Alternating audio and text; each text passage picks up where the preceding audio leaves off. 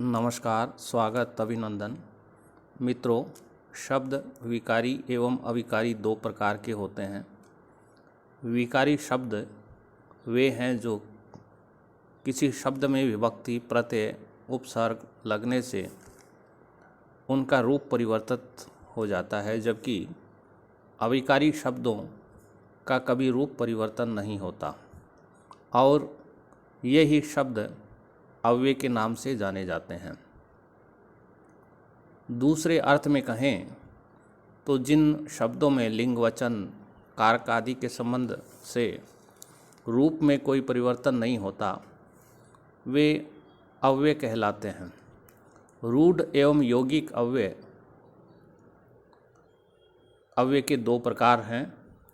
रूढ़ को अव्युत्पन्न भी कहा जाता है, जैसे चय, वा, विना, पृथक आदि।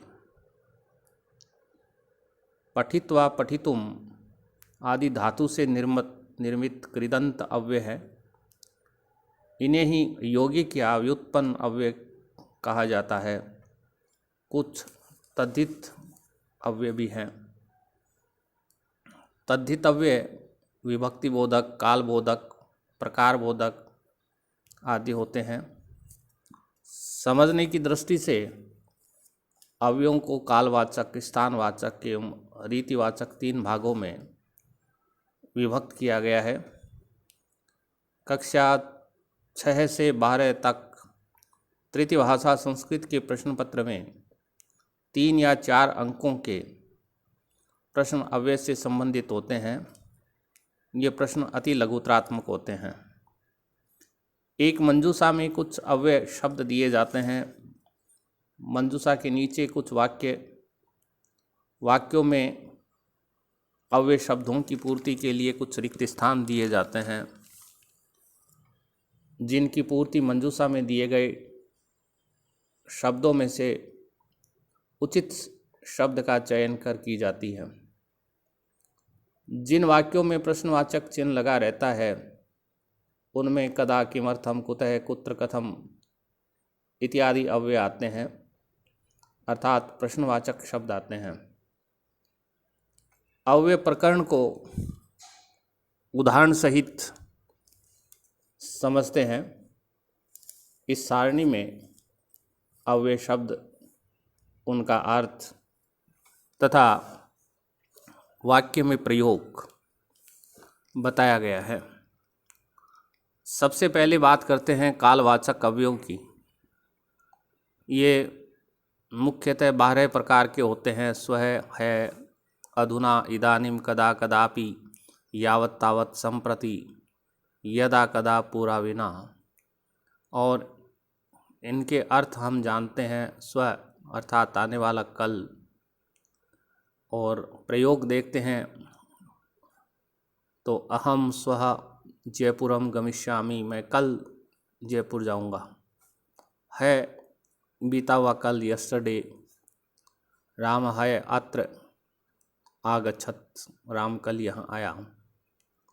अधुना का मतलब अब, यहाँ टब है लेकिन ये अब कर लीजिए, आप अब ही समझें। इदानीम का मतलब भी अब है। कदा का मतलब कब है। कदापि, कभी भी।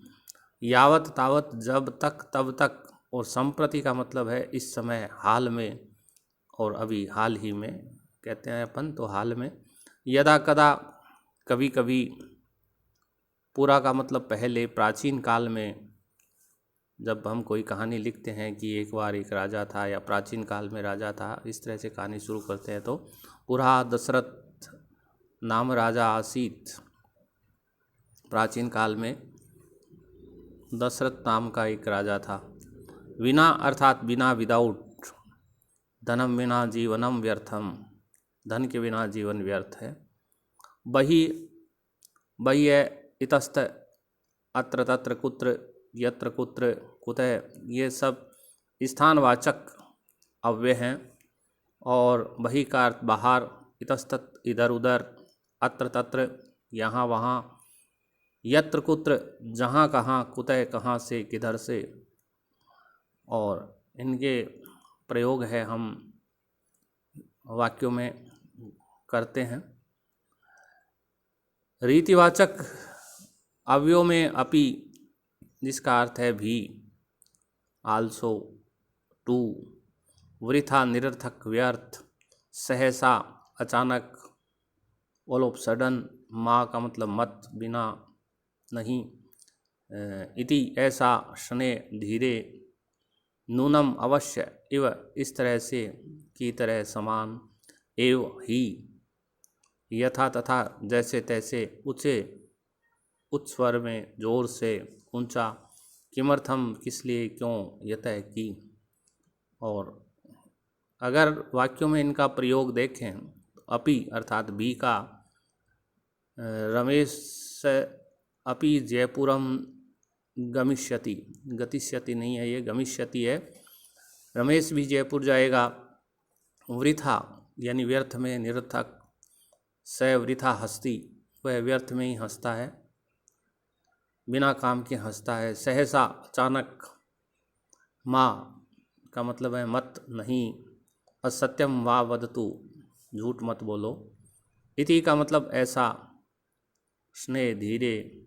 नूनम का मतलब है अवश्य।